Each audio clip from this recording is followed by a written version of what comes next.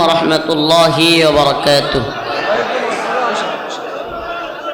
إن الحمد لله نحمده ونستعينه ونستغفره ونؤمن به ونتوكل عليه ونعوذ بالله من شرور أنفسنا ومن سيئات أعمالنا. من يهده الله فلا مضل له ومن يضلل فلا هادي له. ونشهد أن لا إله إلا الله وحده لا شريك له. ونشهد أن سيدنا وسندنا ومولانا محمدا عبده ورسوله. أما بعد فقد قال الله تبارك وتعالى في كلامه المجيد وفرقانه الحميد. أعوذ بالله من الشيطان الرجيم.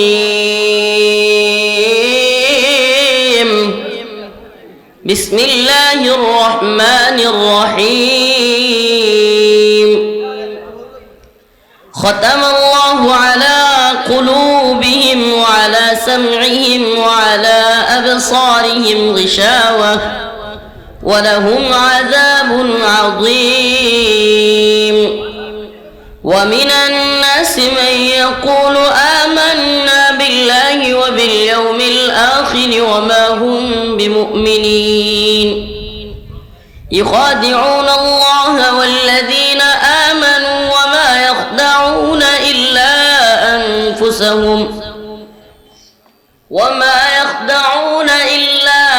أنفسهم وما يشعرون. في قلوبهم مرض فزادهم الله مرضا ولهم عذاب أليم بما كانوا يكذبون. وإذا قيل لهم لا تفسدوا في الأرض قالوا إنما نحن مصلحون. ألا إنهم هم المفسدون ولكن لا يشعرون.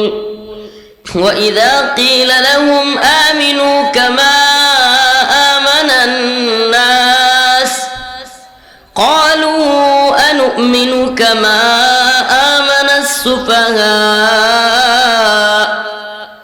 ألا إنهم هم السفهاء ولكن لا يعلمون. صدق الله مولانا العظيم وصدق رسوله النبي الكريم. ونحن على ذلك من الشاهدين والشاكرين والحمد لله رب العالمين.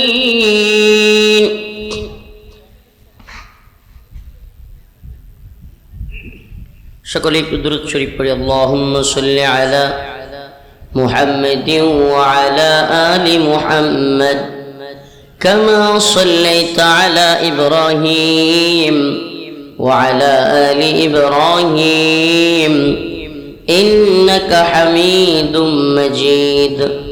اللهم بارك على محمد وعلى آل محمد كما باركت على إبراهيم وعلى آل إبراهيم إنك حميد مجيد.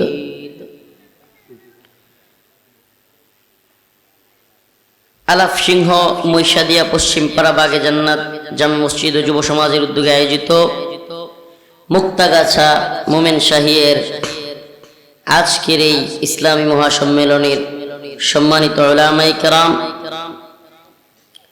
সম্মানিত মুরব্বিয়ান আযম, প্রিয় যুবক ভাইরা, স্নেহের ছোট ভাইরা, পর্দানিশীন শ্রদ্ধেয় মা ও বোনেরা,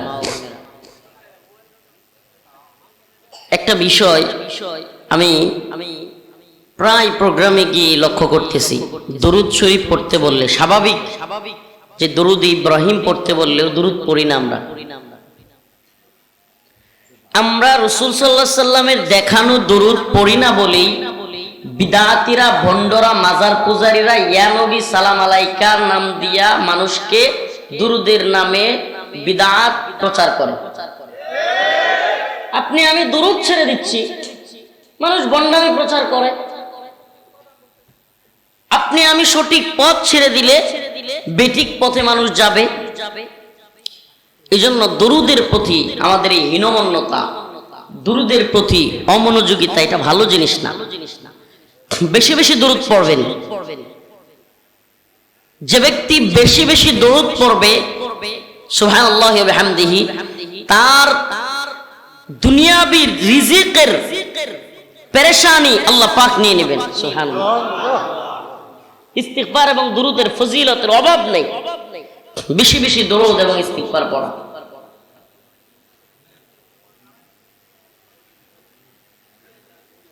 তো আরেকটা যেটা বিষয় সেটা হলো আমার খেয়ালে আসলে আমি বলার চেষ্টা করি। আঞ্চলিক বক্তা হইলেও আব্দুল হালিম সাহেব হুজুর অনেক মুরব্বী মানুষ, আঞ্চলিক বক্তা হলেও এই অঞ্চলে বেশি ময়মনসিংহ ভাইয়ের আশপাশে হুজুরকে সবাই দাওয়াত করে। তো আমরা যারা ছোট মানুষ, বয়সে ছোট, তাদের নামের নিচে বড়দের নামটা না দেয়া, এটা খেয়াল করা। বয়স, ইলম এগুলোর প্রতি সম্মান দেয়া, এটা খুব ভালো লক্ষণ। আমার নাম নিচে দিলে আমি নারাজ হইতাম না, এই ধরনের লোক আমি না, খুশি হইতাম। বড় বড় আলেম যারা বা মুরব্বী যারা, তাদের নামটাও পড়ে দেয়া। যে দুইটা বিষয় আমার খেয়ালে আসছে, এটা বলে দিলাম। এটা আমার আলোচনার বিষয় না, তবুও এই আমি দেখলাম আমি দুরূদ পড়তেছি, এতগুলো মানুষ। আপনি কি জানেন রাসূলের নাম বলা হলে সেই মজলিসে সাল্লাল্লাহু আলাইহি ওয়াসাল্লাম পড়া আপনার আমার উপর ওয়াজিব। অথচ আমরা কেউ জবানটা নাড়ায় একটু সাল্লাল্লাহু আলাইহি ওয়াসাল্লাম বললাম না। গতানুগতিক সবকিছু আমাদের সবকিছু এখন একটা প্যাকেজের মতো হয়ে গেছে। প্যাকেজ লাইফ বুঝেন? মানে ছোটবেলায় তো বাচ্চা কাচ্চা, ওই সময় কোনো ইয়া নাই, তরুণ বয়সে খেলাধুলা, দৌড়াদৌড়ি। এরপরে একটু যখন যৌবনের একটা চাহিদা তৈরি হচ্ছে, তখনই মাথায় খালি চিন্তা বিয়ে করতে হবে, কিংবা এই ধরনের চিন্তা চেতনা। এখন তো বিয়ের চিন্তা না এসে প্রেম করতে হবে, ওই চিন্তাও আসে। তো এই ধরনের চিন্তা চেতনা থেকে আস্তে আস্তে না, এখন তো চাকরি না করলে হয় না, নিজের পায়ে দাঁড়াইতে হবে। এরপরে নিজের পায়ে একটু দাঁড়াইছে, এখন চিন্তা করে হাই 8 লাখ 10 লাখ টাকা দিয়ে চাকরি নিলাম, কিছু ঘুষ টুস খাইতে হবে। এরপরে এটা ঘুষ টুস খায়া এরপরের অবস্থা কি, যুবক এখন ঠিক আছে, এখন বয়স প্রায় 30 হয়ে গেছে, একা বিয়ে করতে হবে। বিয়ে করলো, কিছুদিন যায়, চাকরির এইভাবে চলতে থাকে, সুদ ঘুষ যেমন চাই খায় আর টাকা পয়সা অর্জন করে।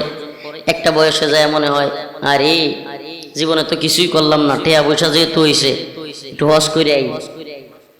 এরপরে হজ টজ করে আসে, এরপরে 50-60 বছর হয়ে যায়। এখন আর ঘরে চিল্লাচিল্লি করলে বউ দাম দেয় না, পোলাপানেও দাম দেয় না। এখন কি করতে হইব, যা মসজিদে যায়, একটু নামাজ কালাম পড়ি, কবরে তো চলে যাবো, তাবলিগে একটু যাই। কথাগুলো কি বাস্তব না অবাস্তব? মনে কিছু নিয়েন না, এই তো প্যাকেজ জিন্দেগি, প্যাকেজ সবকিছু। মানে ইসলাম এটা প্র্যাকটিক্যাল মুসলিম, মানে সব সময় নামাজ পড়া, দিনের পথে মানুষকে চলতে বলা, দাড়ি রাখা, টাকনুর উপর কাপড় পরা, হালাল হারাম বেঁচে খাওয়া, স্ত্রীকে পর্দায় রাখা, বোনকে পর্দায় রাখা, কিংবা অন্য কেউ পর্দা না করলে তাকে সাজেস্ট করা, পর্দা করার জন্য বলা, কিংবা একজন হারাম কাজে লিপ্ত হচ্ছে তাকে হারাম কাজ থেকে বিরত রাখা চেষ্টা করা। এটা আছে আমাদের মধ্যে? বলেন, আমরা প্র্যাকটিসিং মুসলিম না। মানে আমাদের জীবনে, আমাদের লাইফে আমরা ইসলাম প্র্যাকটিস করি না, বরং পাশ্চাত্যের কালচার আমাদের জীবনে ধারণ করতে, প্র্যাকটিস করতে আমরা অতি বেশি স্বাচ্ছন্দ্য বোধ করি। নাউজুবিল্লাহ। আমরা তো তাই দেখতেছি, তাই নয় কি? নিফাকের একটা সমাজ তৈরি হয়ে গেছে। এই সমাজে যারা পরিবর্তন চাইবে, যারা চাইবে যে এই সমাজ ব্যবস্থায় সিস্টেম এটা বাতিল হোক, কোরআনের সিস্টেম আসুক, সুন্নাহর সিস্টেম আসুক, হারামের সমাজ ব্যবস্থা তৈরি হয়েছে, যারা চেষ্টা করবে হালালের সমাজ আসুক, এদেরকে বাধা দেওয়া হয়। আপন ভাই এসে বলে, আপনি গেছেন মনে করেন একটা লোক হারাম কাজ করতেছে, গাঁজা খায় বা একটা খারাপ কাজ করে, নেশা করে কিংবা বিভিন্ন অশ্লীল কাজ করে, বাধা দিতে গেছেন, দেখবেন আমনের ভাই বা একজন আত্মীয়, নিকট আত্মীয় বলবে, কিরে নিজের খায়া পরের মুস্তারাস আছে কি নাই? এই সমাজ কোত্থেকে আসলো, কিভাবে তৈরি হলো? একদিনে তৈরি হয় নাই। অথচ রাসূলুল্লাহ সাল্লাল্লাহু আলাইহি ওয়াসাল্লাম হাদিসের মধ্যে বলেছেন, বাদা আল ইসলামু গরীবান ওয়া সায়াউদু কামা বাদা ফাতুবা লিল গুরাবা। ইসলাম অপরিচিত অবস্থায় ছিল, গুরাবা, ওয়া সায়াউদু কামা বাদা, অচিরে আবার সেই অবস্থায় ফিরে যাবে। ফাতুবা লিল গুরাবা, সুসংবাদ গুরাবাদের জন্য। সুবহানাল্লাহ। রাসূল বলতেছেন সুসংবাদ কাদের জন্য? গুরাবাদের জন্য। প্রশ্ন করা হলো, ইয়া রাসূলুল্লাহ গুরাবা কারা? রাসূল বললেন, আল্লাযীনা ইউসলিহুন ইযা ফাসাদান নাস।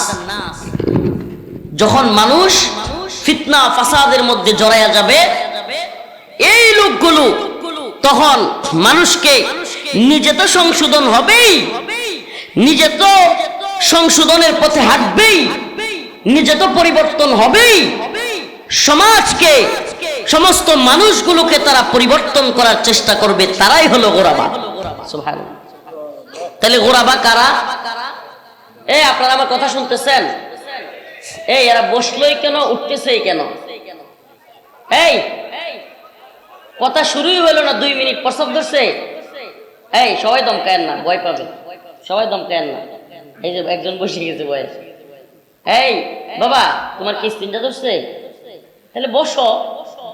তুমি বসলাই কেন, উঠতেছই কেন? তাইলে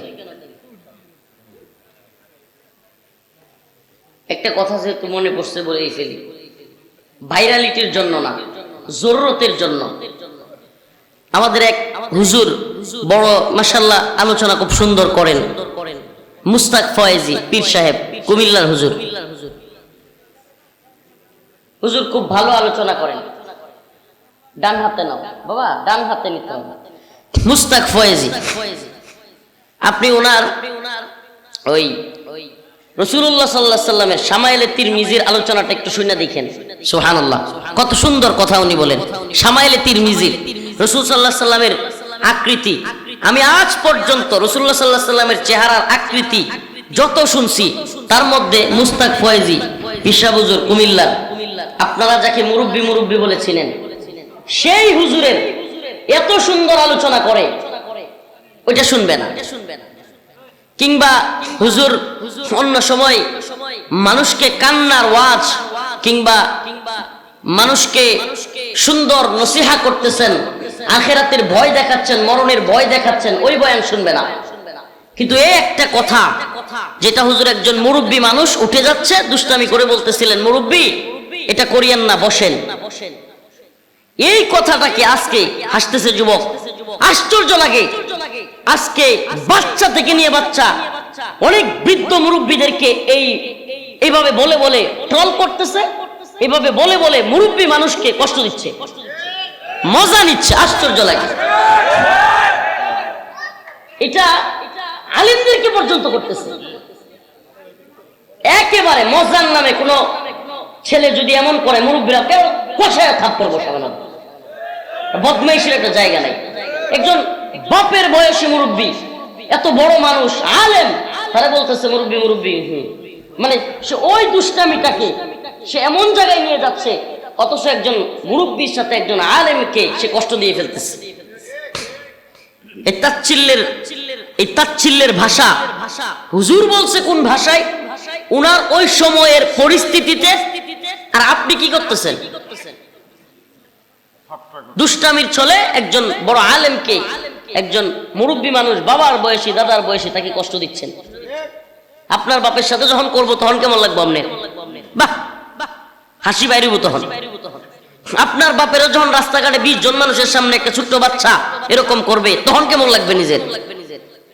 আমরা বাবার চোখ দিয়া যখন পানি বাইরে পড়বো যে এতগুলো মানুষের সামনে আমার এই ধরনের ছোট একটা বাচ্চা তাচ্ছিল্য করলো, কি মনে করছেন আপনি?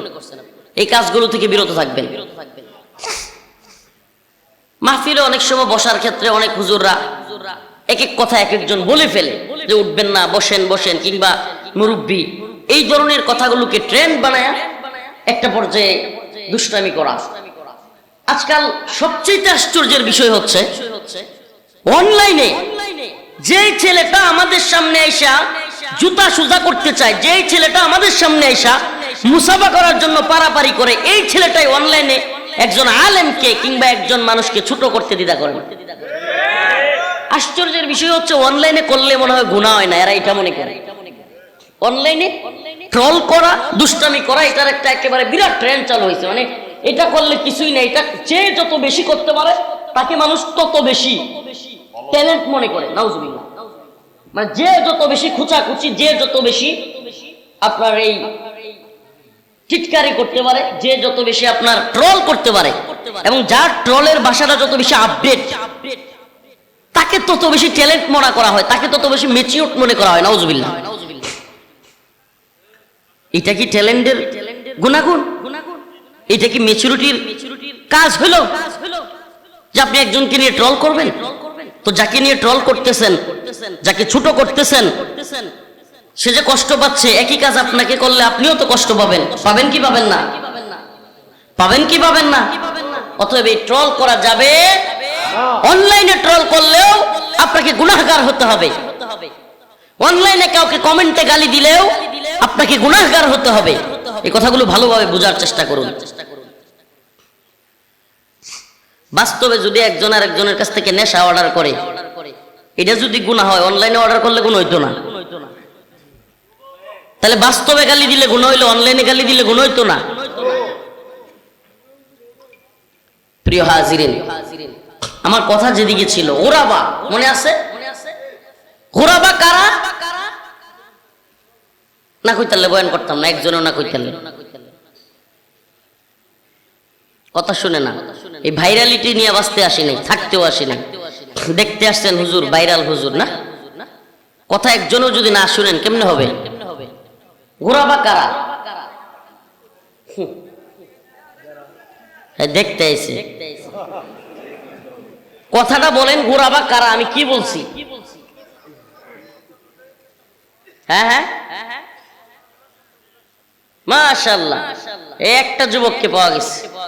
আল্লাযীনা ইউসলিহুন ইযা ফাসাদান নাস, যখন সমাজ নষ্ট হয়ে যায়, ফিতনা ফাসাদে ভরে যায়, তখন সেই সমাজকে যারা পরিবর্তন করতে চায়, নিজে তো পরিবর্তন হয়, নিজে তো সঠিক হয়, আবার ওই সমাজকেও পরিবর্তন করতে চায়, রাসূল সাল্লাল্লাহু আলাইহি সাল্লাম বলছেন তাদের জন্য সুসংবাদ, তারাই হলো গোরাবা। আর গোরাবাদের জন্য আল্লাহর জান্নাত তৈরি, গোরাবাদের জন্য আল্লাহর আরশের ছায়ার নিচে ছায়া তৈরি আছে। গোরাবা হতে চাই তো আমরা? অর্ডার কার পক্ষ থেকে? আল্লাহর পক্ষ থেকে। যদি কোনো ভাইও আয়েশা বলে আমাকে, নিজের খায়া পরের মশতারাস, তোরে কি সব কইছে নাকি দুনিয়া সব করতে? যদি কাছের কোনো লোক আমাকে বলে, আমাকে তাকে জবাব দিতে হবে কোরআন থেকে। কুনতুম খায়রা উম্মাতিন উখরিজাত লিন-নাস তা'মুরুনা বিল মারুফ ওয়া তানহাউনা আনিল মুনকার। আল্লাহ নিজে বলতেছেন কুনতুম খায়রা উম্মাহ উখরিজাত লিন-নাস, তোমরা হলে উত্তম জাতি। খায়রা উম্মাহ কি জন্য? উখরিজাত লিন-নাস, তোমাদেরকে মানুষ থেকে বের করা হয়েছে। মানুষদের থেকে তোমাদেরকে কি করা হয়েছে? তোমরা বের হও নাই মানুষদের কল্যাণের জন্য। কি জন্য বের করা হয়েছে তোমাদেরকে? কল্যাণের জন্য। সুবহানাল্লাহ। কল্যাণ কিভাবে পৌঁছাবা আল্লাহ সেটাও বলে দিচ্ছেন। আমরা কল্যাণটা কিভাবে মানুষের মাঝে পৌঁছাবো আল্লাহ পাক সেটাও বলতেছেন। তা'মুরুনা বিল মারুফ ওয়া তানহাউনা আনিল মুনকার। কল্যাণ পৌঁছাইতে হবে তা'মুরুনা বিল মারুফ। তা'মুরুনা বিল মারুফ, সৎ কাজের আদেশ। সুবহানাল্লাহ। নামাজ পড়ো, সৎ কাজের আদেশ হলো কি হলো না? রোজা রাখো, সৎ কাজের আদেশ হইল কি হইল না? দাড়ি রাখো, সৎ কাজের আদেশ হইল কি হইল না? জিহাদ করতে হবে, সৎ কাজের আদেশ হইল কি হইল না? মাজারে সিজদা করা যাবে না, অসৎ কাজের নিষেধ করা হইল কি হইল না? মদ খাওয়া যাবে না, অসৎ কাজ থেকে নিষেধ করা হইল কি হইল না? গাঁজা খাওয়া যাবে না, অসৎ কাজ থেকে নিষেধ করা হইল কি হইল না? মেয়েদেরকে নিয়ে নাচানাচি করা যাবে না, অসৎ কাজ থেকে নিষেধ করা হইল কি হইল না? এগুলো কে বলছেন করতে? তা'মুরুনা বিল মারুফ ওয়া তানহাউনা আনিল মুনকার, আল্লাহ বলতেছেন এটা করতে। তোমরা সৎ কাজের আদেশ করো, অসৎ কাজে নিষেধ করো। তাইলে হুকুম কার? হুকুম কার? তাইলে দুনিয়ার মানুষ যদি কয় যে নিজের খায়া পরের মহিষ দৌড়ায়, এরে কমু নিজের খায়া পরের মহিষ দৌড়ায় না, আল্লাহর খায়া আল্লাহর কথা শুনে। এই জবাব কি দিবেন? আল্লাহর খায়া আল্লাহর কথা শুনি। আমরা মুমিনের সিফাতটা বুঝি না, মুমিন কেমন হবে সেটাই জানি না। আমার আলোচনা হইলো আজকে আরেক দল লইয়া, কিন্তু আগে মুমিনের চরিত্রগুলো বলতেছি, তাইলে ওদের চরিত্র বোঝা সহজ হবে। মুমিনের চরিত্রগুলো বলতেছি, আল্লাহ বলতেছেন মুমিনের বৈশিষ্ট্যগুলো আমার সাথে মিলান। এবার আমার আপনার সাথে চলেন, আল্লাহর কোরআন কি বলতেছে, মুমিন কেমন, এটা আপনার আমার সাথেও মিলান। ইয়া আইয়ুহাল্লাযীনা আমানু মান ইয়ারতাদ্দা মিনকুম আন দীনিহি ফাসাউফা ইয়াতিল্লাহু বিকওমিন ইউহিব্বুহুম ওয়া ইউহিব্বুনাহু। আল্লাহ বলেন মুমিনদের সিফাত হবে এমন। এখানে যদিও আল্লাহ বলছেন যদি তোমরা দিন থেকে মুখ ফিরায় নাও, তাহলে আমি এমন একটা দল পাঠাইলাম, তার মানে আল্লাহর পছন্দের দল হবে এটা। তাহলে আল্লাহর পছন্দের দলটাই তো মুমিনের সিফাত। ইউহিব্বুহুম ওয়া ইউহিব্বুনাহু, আল্লাহ বলেন তারা আমাকে ভালোবাসবে, আমি তাদেরকে ভালোবাসবো। তাহলে নিজের সাথে মিলান, আমরা কি আল্লাহরে ভালোবাসি? দেখ দুইজন লোকে কইল না, মাইক ছেড়ে দিন। কার সাথে কথা কইতেছি? বয়ানি শুনে না, এই ভাইরাল জিনিস দেখতে আছেন আর সেলফি তুলতে আর একটু, হ্যাঁ কথাই তো শুনেন না। যারা আল্লাহকে ভালোবাসবে এবং আল্লাহ তাদের ভালোবাসবেন, দুইটা গুণ এখানে বলতেছে। তাইলে আমরা আল্লাহকে ভালোবাসি কতটুকু? অনেক অনেক, বাবার চাইতে কম, পীর সাহেবের চাইতে কম, ভাইয়ের চাইতে কম, নেতার চাইতে তো অবশ্যই কম, নেত্রীর চাইতে, নাকি আপা কইলে আপা আপা কইয়া আল্লাহ যা কইছে তার বিরুদ্ধে চলে যামগা? এখন এলা আসেন বাস্তবের সাথে মিলাই। আল্লাহ বলছে তার রসুল রে গালি দিলে, রসুল বলেছে তাকে গালি দিলে পৃথিবীর কোন রাজনীতি অর্থনীতি বোঝা যাবে না। মান সাব্বা নবিয়ান ফাকতুলু, যে রসুলকে গালি দিবে এক্ষেত্রে মুসলমানদের বিশ্বাস হলো এর কোন ধরনের আপোষ নাই। মান সাব্বা নবিয়ান ফাকতুলু, তার কল্লা উড়াইয়া দিতে হবে। এবার বলেন নূপুর সর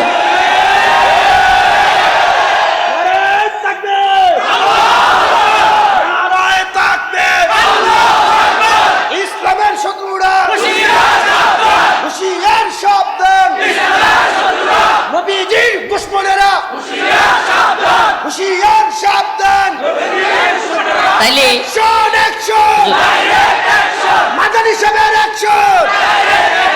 তাইলে এখন মিলান।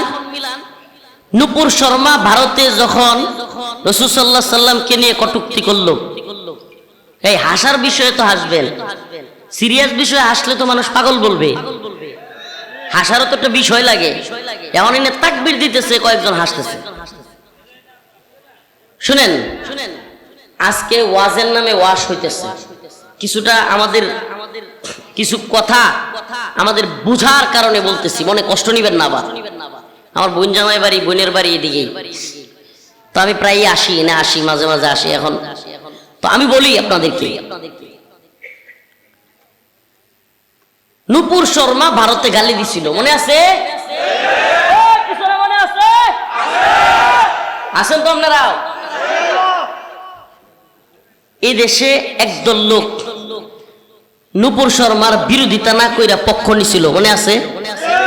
এরা কি আল্লাহর পক্ষে, আল্লাহরে বেশি ভালোবাসছে নাকি ভারতরে বেশি ভালোবাসছে? এখন বুঝছেন তাইলে ইমানের অবস্থাটা।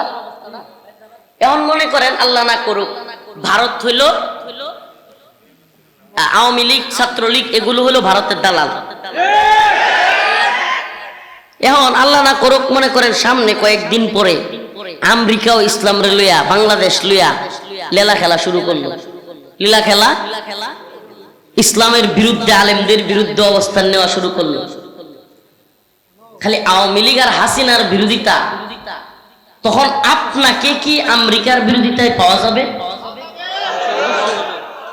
পাওয়া যাবে সবাই রে? ঝামেলা আছে। আওয়ামী লীগ দলীয় সিদ্ধান্ত নিয়েছে নূপুর শর্মা ইস্যুতে কিচ্ছু বলা যাবে না। বাংলাদেশে এমন কোন আওয়ামী লীগের ইউনিয়নের ইউনিট পাওয়া যায় নাই, ওয়ার্ড কমিটি পাওয়া যায় নাই যারা নূপুর শর্মা ইস্যুতে ভারতের বিরোধিতা করছে, পাওয়া যায় নাই। সেম ভাবে আমেরিকা ইস্যু আসলে যদি বিএনপির দলীয় সিদ্ধান্ত হয় যে সাবধান, আমেরিকার বিরোধিতা করা যাবে না, আপনি করবেন নি? তখনই মানে ঠেলা বোঝান যাইব। খালি আমেরিকার বিরোধিতা, ভারতের বিরোধিতা আর আওয়ামী লীগের বিরোধিতা করলে যদি মজা লাগে, আর যদি নিজের দলের বিরুদ্ধে গেলে সাজা লাগে, তাইলে বুঝতে হবে আপনার ঈমান, আপনার দলের ঈমান, আপনার ধর্ম, আপনার দলের ধর্ম, আপনার রাসূলের ভালোবাসা, আল্লাহর ভালোবাসা, আপনার দলের ভালোবাসা। তাইলে কিন্তু এই যে আয়াত পড়ছি এই দলে ঢুকে যাবেন। وَإِذَا قِيلَ لَهُمْ آمِنُوا كَمَا آمَنَ النَّاسُ وَمِنَ النَّاسِ مَن يَقُولُ آمَنَّا بِاللَّهِ وَبِالْيَوْمِ الْآخِرِ وَمَا هُمْ بِمُؤْمِنِينَ।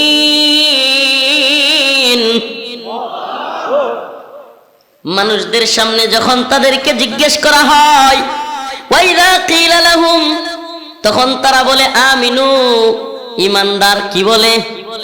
ওয়া মিনান নাস মান ইয়াকুলু আমান্না আমান্না, মানুষের সামনে এরা বলে আমরা ঈমান আনছি।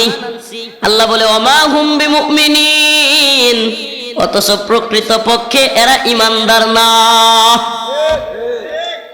প্রকৃতপক্ষে এরা কি না? এরপরে আল্লাহ আরেক জায়গায় বলতেছেন, সুবহানাল্লাহ, মিলায় নেন একটু। ওয়াইদা কিলা লাহুম লা তুফসিদু ফিল আরদ, যখন তাদেরকে বলা হয় লা তুফসিদু ফিল আরদ, তোমরা জমিনের মধ্যে ফিতনা ফাসাদ তৈরি করো না, অশান্তি সৃষ্টি করো না,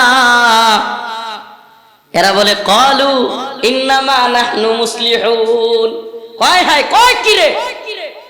আওয়ামী লীগ হলো শান্তি সমাবেশ করে, আওয়ামী লীগ লাঠি সুড়া রড বাঁশ পিস্তল নিয়ে আমরা শান্তি কমিটি গঠন করে শান্তি সমাবেশ করতেছি, আমরা কিসের অশান্তি করি? মিলতেছে? আল্লাহ বলতেছে ওয়াইদা কিলা লাহুম লা তুফসিদু ফিল আরদ, তোমরা জমিনের মধ্যে অশান্তি করিও না, তখন এরা বলে ক্বালু ইন্নামা নাহনু মুসলিহুন, আরে আমরা তো সব মুসলিম, আমরা তো সব শান্তি সমাবেশ করি। রড ভাস নিয়া সাধারণ মানুষকে পিটাইতে যায়, হেলমেট পইরা পিস্তল নিয়া, এরপরেও হেরা কি কয়? নাম দেয় কি? এই ভুলে গেছেন নাকি? এই সমাবেশের নাম কি দেয়? এটা কি শান্তির সমাবেশ? রড বাস বন্দুক পিস্তল এডি এডি নিয়া মানুষকে মারে, বইটা বইটা নিয়ে, এরপরেও কি কয়? এটার নাম কি দেয়? আস্তাগফিরুল্লাহ। এটা আল্লাহ কইতেছে ক্বালু, তারা বলে ইন্নামা নাহনু মুসলিহুন, আরে আমরা তো সবাই হইলাম গিয়া ফেরেশতা। মুসলিহ আল্লাহ নিজে কইতেছে। এরপরে আলা ইন্নাহুম হুমুল মুফসিদুনা ফিল আরদ ওয়ালাকিন লা ইয়াশউরুন, জেনে রাখো এরা মুসলিহ না, এরাই বরং সবচাইতে বড় ফাসাদ সৃষ্টিকারী। আল্লাহ নিজে কইতেছে, সুবহানাল্লাহ, সবচেয়ে বড় ফাসাদ সৃষ্টিকারী। এগুলো কাদের চরিত্র জানেন? আল্লাহ নিজেই কই দিতেছে। ওয়ামিনান নাস মান ইয়াকুলু আমান্না, যারা মানুষের সামনে বলবে আমি তো তাহাজ্জুদ পড়ি, যারা মানুষের সামনে বলবে আমি তো কোরআন তিলাওয়াত করি, অথচ শত শত মানুষের বুকে গুলি চালাইতেও এদের মন দ্বিধাবোধ করে না। এমনকি ক্ষমতায় থেকে যাওয়ার পরে শোনা যায় এরা কারাগারে গিয়া সশরীরে সরাসরি মানুষের গলার উপরে চাপ দিয়া জবাই পর্যন্ত করে দেয়। অথচ সারা দেশে কি গল্প শোনায়? তাহাজ্জুদের গল্প শোনায়। শোনাইছেনি? কত তাহাজ্জুদের গল্প, জায়নামাজের গল্প, কোরআন তিলাওয়াতের গল্প। অথচ শত শত আলেম ওলামাদেরকে জেলে পাঠায় দেয়, শত শত মানুষকে বুলেট দিয়ে জাজরা করে দেয়। এই মহিলা, আশ্চর্য লাগে আমার। এখন আবার একটা ফোন আলাপ দেখলাম ফাঁস হয়েছে, এটাতে বলতেছে আমি চাই না এই দেশে হত্যাকাণ্ড হোক, এজন্য চলে এসেছি। এই কোরআনের সাথে মিলাইতেছেন তো? এদের চরিত্র দেখতেছেন তো? এরা মানুষের সামনে কি বলতে চায় আর কাজটা করে কি? আল্লাহ বলতেছে যে এরা সবার সামনে বলবে, যখন মানুষ বলে ওয়াইদা কিলা লাহুম লা তুফসিদু ফিল আরদ, তোমরা জমিনে ফাসাদ সৃষ্টি করো না, মানুষকে হত্যা করো না, মারামারি করো না, এরা বলবে ক্বালু ইন্নামা নাহনু মুসলিহুন, আমি ওবাইদুল কাদের নানক অমুক তমুক, আমরা সব হলাম সবচেয়ে বড় শান্তিকামী। ইনু মেনন এরি সব আমরা কি? শান্তিকামী। অথচ কাজটা কি? মানুষকে, ছাত্রদেরকে, আলেমদেরকে বুক জাজরা করে দিতে এদের ন্যূনতম বুক কাঁপে। আপনাদেরকে কি গল্প শোনাবো? নিজের কারগুজারি তো শুনছেন, আমাদের জুব্বা পর্যন্ত খোলা হয়েছে, লঙ্গি খোলা হয়েছে, মহিলারা আমাদেরকে এসে জড়ায় ধরছে, রিমান্ড মহিলা জড়ায় ধইরা ওগুলো আবার এনে কয়টা ক্যামেরা, এর চেয়ে বেশি ক্যামেরা আমি দেখছি, ওগুলোর আবার ছবি তুলছে, বিড়ি হাতে ধরায় দেওয়া হয়েছে। আরো গল্প শুনাই, এদেশে রিমান্ডের নামে র‍্যাব এমন অসংখ্য মুজাহিদের, অসংখ্য জিহাদ পছন্দকারী আলেমের স্ত্রীকে তার সামনে দর্শন করছে। কি বলবেন আপনি? এদের হালত কি? আবার এরাই বলে আমরা সবচাইতে বড় সংশোধনকারী, সবচাইতে বেশি শান্তিকামী। আল্লাহ বলতেছে আলা ইন্নাহুম হুমুল মুফসিদুনা ফিল আরদ, বরং এরাই হলো, জেনে রাখো, জমিনের মধ্যে সবচাইতে বেশি ফাসাদ সৃষ্টিকারী। আমাকে বলেন, যদি এই মহিলার কথা সত্য হইতো যে সে হত্যাকাণ্ড চায় না, তাইলে আবু সাইদ হত্যার পরে সে পদত্যাগ করতো না? মীর মুগ্ধর হত্যার পরে কি পদত্যাগ করতো না? শত শত লাশ পড়ে গেছে, পদত্যাগ করে নাই। শেষ পর্যন্ত যখন গণভবন দখল করবে মানুষ, তখনও সে থ্রেট দিয়া সেনাবাহিনীরে বলতেছে তোমরা কি করো, গুলি কেন করো না?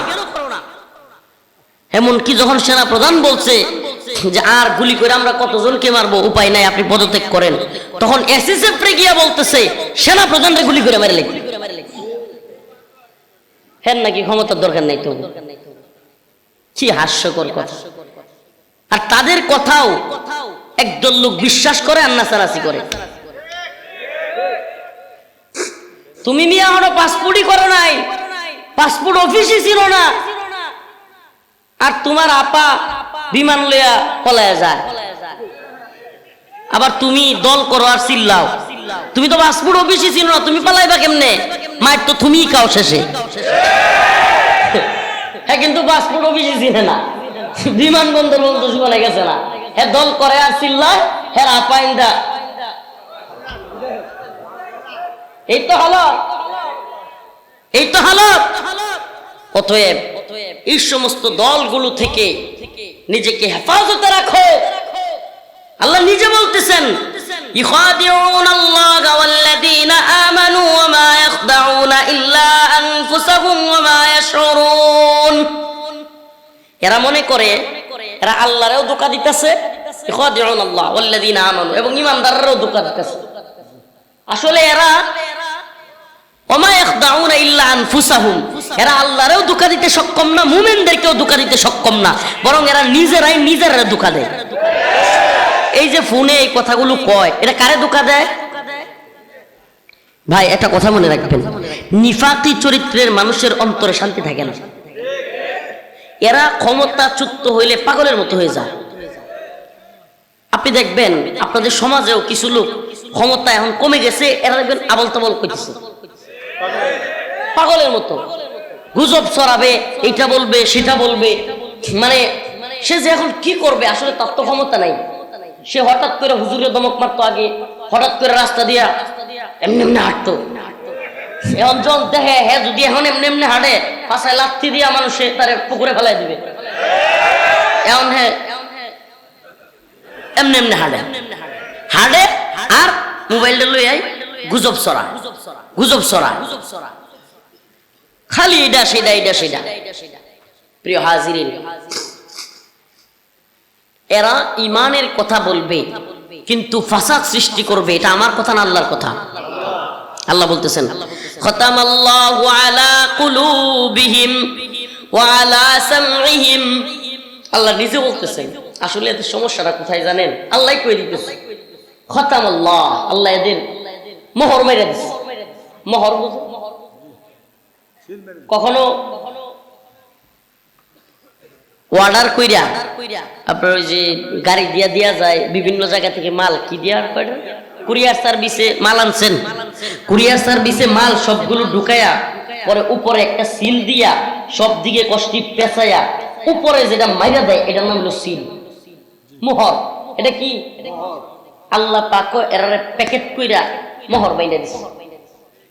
আল্লাহ কইতাছে এরা স্বভাব দেয় এমন, খতামাল্লাহু আলা কুলুবিহিম ওয়া আলা সামঈহিম, আল্লাহ বলেন এদের অন্তরে সিল মাইরা দেওয়া হয়েছে।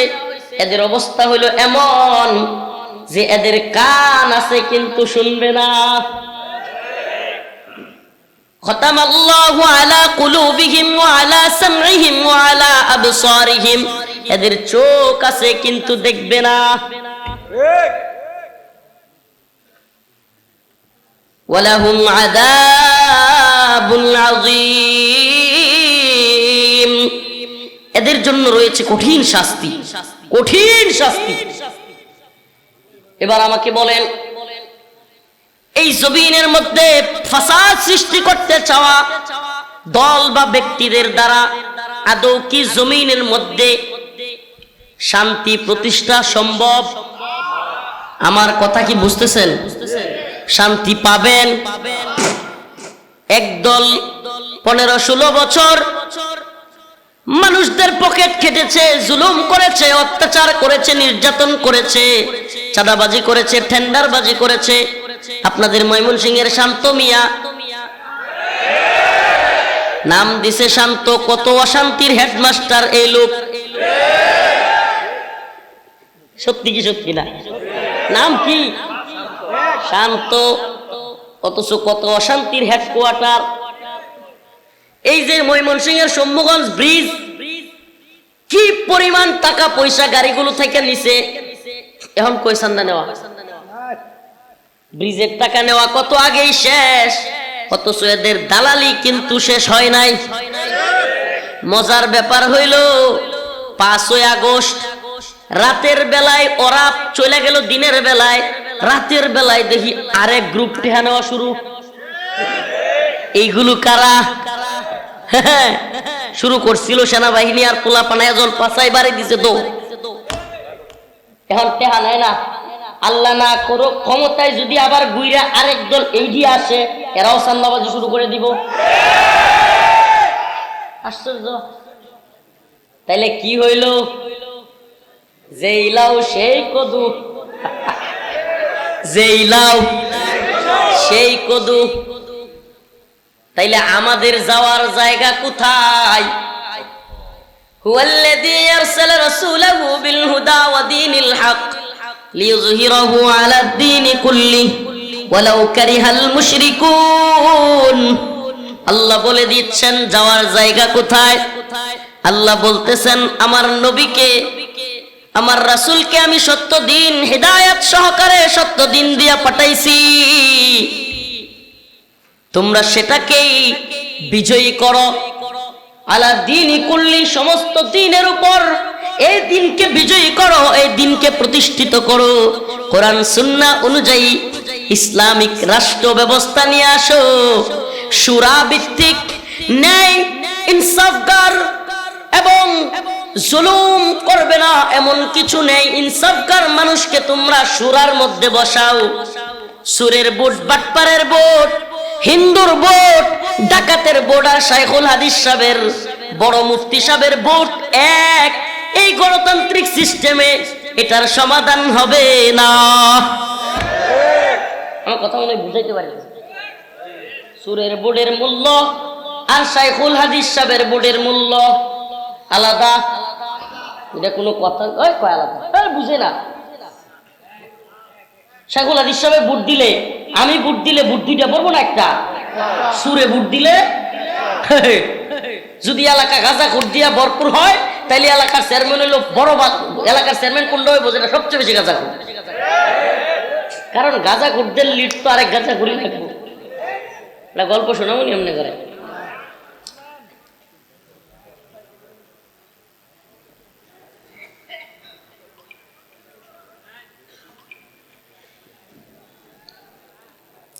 এক রাজা, তার এলাকায় পাগলা পানি আসছে।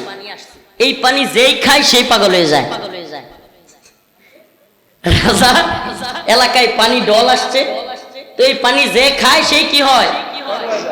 এখন রাজা তার উজিরদেরকে সবাইকে রাজ দরবারে ডাকলো। কি সর্বনাশ, সমানে মানুষ পাগল হয়ে যাচ্ছে, ল্যাংটা হয়ে ঘুরতেছে, যারে মন চায় তারে ধরতেছে, কামড় দিচ্ছে।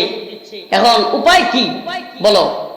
রাজ দরবারের অনেকে বুদ্ধি দিল যে রাজা, অন্তত এই পানি যেন আমাদের এই রাজ দরবারে ঢুকতে না পারে।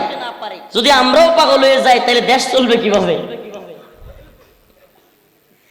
রাজার বুদ্ধিটা বড় পছন্দ হইল। রাজা বললেন ঠিক আছে, তাইলে রাজ দরবারের সব দিক থেকে পানি যাতে না ঢুকতে পারে এরকম দেয়াল দিয়ে দাও। রাজা দেয়াল দিয়ে দিল।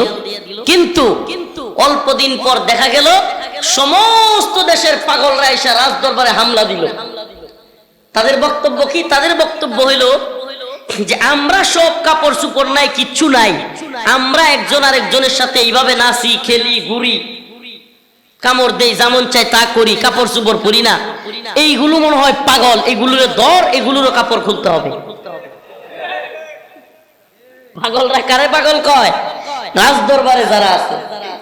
রাজা আবার পরামর্শ সভা ডাকলো। কি সর্বনাশ, এরা তো আমাদেরকে ধরে ফেলবে, এরা এদের তো ফিরানো যাচ্ছে না। তখন রাজ দরবারের এক উজির বুদ্ধিমান, সে পরামর্শ দিল, রাজামশাই, পাগলের রাজা হইতে হইলে আপনারও পাগলই উচিত। পাগলদের রাজা হইতে হইলে আপনারও কি হইতে হইব? কোন কথা থেকে আসছিলাম কোন তো?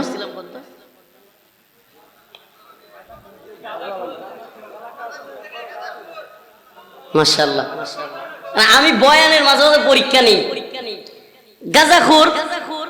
গাঁজাখুরদের যদি নেতা হয়, একটা গাঁজাখুরি তৈব। গাঁজাখুররা চিন্তা করবো এই মহল্লায় 100 গাঁজাখুর আছে, এদের যদি নিরাপত্তা দিতে হয়, নির্বিঘ্নে এরা যেন গাঁজা খাইতে পারে, সেজন্য এমন একজন নেতা দরকার যেটাও গাঁজাখুর। কিন্তু সাবধান, আমাদের নেতা যে গাঁজা খায় এটা জানানো যাবে না। আমাদের নেতা যে গাঁজা খায় কি করা যাবে না, জানানো যাবে না। তাইলে কিন্তু যদি গাঁজা খায় না, কি করবে না, ভোট দিবে না। আমাকে বলেন, একটা গাঁজাখোরের ভোটের মূল্য আর আব্দুল হালিম শাহ হুজুরের ভোটের মূল্য এক না বেশি? একটা মদখোরের ভোটের মূল্য আর শাইখুল হাদিস হাফিজ হুজুর, আমাদের আব্দুর রহমান হাফিজ শাহ হুজুর, উনার ভোটের মূল্য কম না বেশি? সাদি শাহ হুজুরেরটা তো অবশ্যই বেশি, 2টা। আব্দুল হক শাহ হুজুর 3টা। কয়টা? এই তো ভোটের সিস্টেম নাকি? কি হাস্যকর গণতন্ত্র। একদল লোক, সমাজ যদি খারাপ হয়ে যায়, সমাজের অধিকাংশ মানুষ যদি খারাপ হয়ে যায়, তারা মিলে কোনো ভালো মানুষকে নেতা বানাতে চাইবে না। ভাই এটা বোঝার জন্য বুদ্ধিজীবী হওয়ার দরকার নাই, আকল খাটান না, সমাজে দেখেন না কোন মানুষটা চেয়ারম্যান হচ্ছে।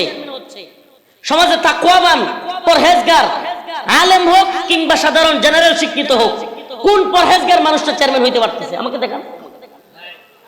দাঁড়াইলেও ভোট পায় না, দাঁড়াইলেও কি পায় না, ভোট পায় না, কারণ সমাজ খারাপ হয়ে গেছে, সমাজে পদস্খলন হয়ে গেছে।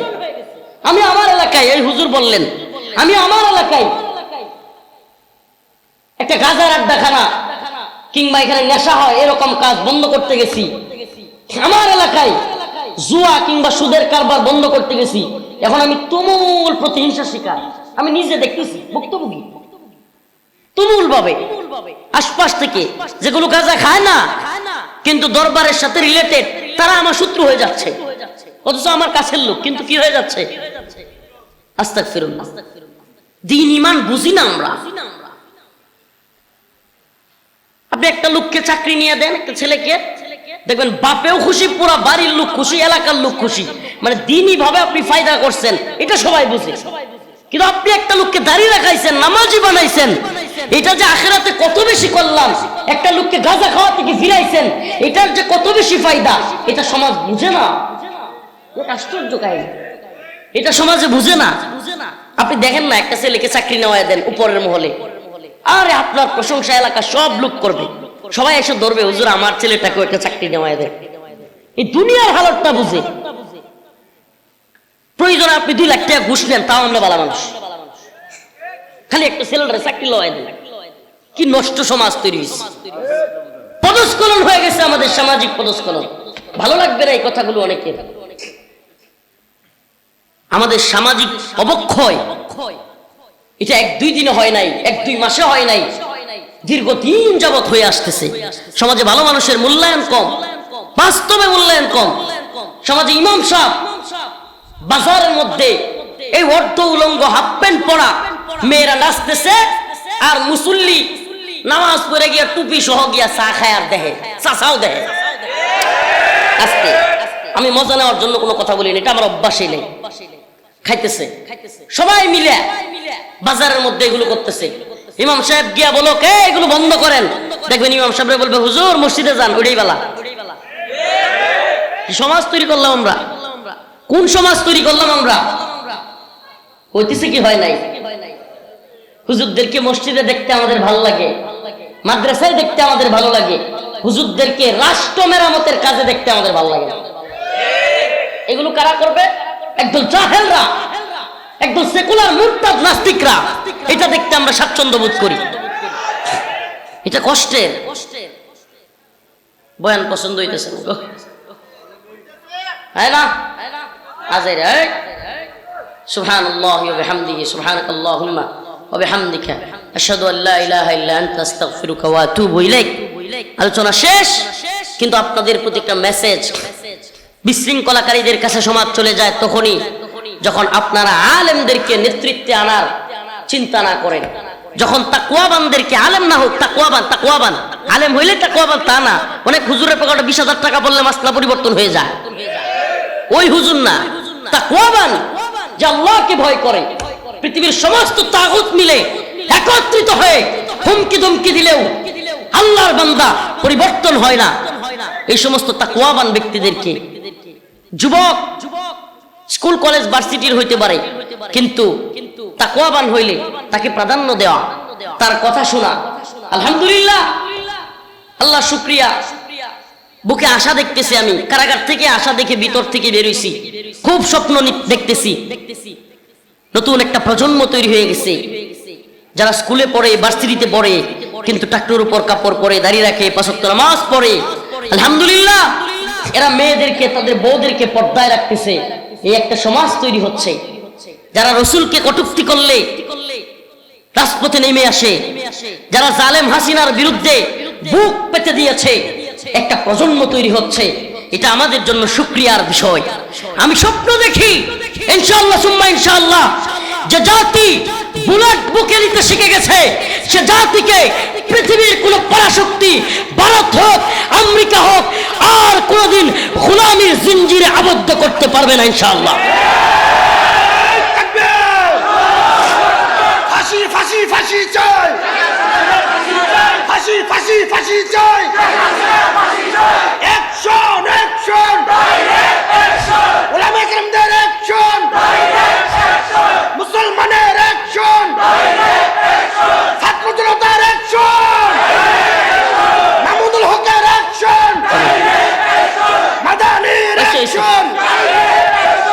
আমার কিছু কথা বুঝবার চেষ্টা করেন। রাষ্ট্র রাজনীতি আমরা খেয়ালই করি না। আমার ছেলেটার কবে চাকরি হবে, মেয়েটারে কবে ভালো একটা বিয়ে দিতে পারবো, সকালে গরুটা নিয়ে কয়টার সময় বের হবো, এই চিন্তাগুলো আমাদের মাথায়। আমাদের কি হচ্ছে কি হবে চিন্তাই নাই। অথচ সীমান্তের ওপারেই অস্ত্র নিয়ে শত্রু বসে আছে, কখন এদেশে হামলা করবে বলতেই পারি না, আমরা জানি না, খবরই রাখি না, মনে হয় খবর রাখার প্রয়োজনও নাই। আস্তাগফিরুল্লাহ। এই জন্য বলি, আজ সর্বশেষ আখিরি কথা, আমাদের সবচাইতে উপমহাদেশের মুসলমানদের, বিশেষ করে বাংলাদেশের মুসলমানদের সবচাইতে বড় শত্রু হলো হিন্দুত্ববাদী ব্রাহ্মণ্যবাদী তাগুতি ইন্ডিয়ান মোদী সরকার। এটা আমাদের মাথায় ঢুকান। সব কথার শেষে আখিরি কথা বলে দেই, ফাইসালা আল্লাহ রাসূল বলে গিয়েছেন, ইসাবাতান মিন উম্মতি আহরাজাহুম আল্লাহু মিনান নার, ইসাবাতুন তাগজুল হিন্দ ওয়া ইসাবাতু মা ঈসা ইবনে মারইয়াম।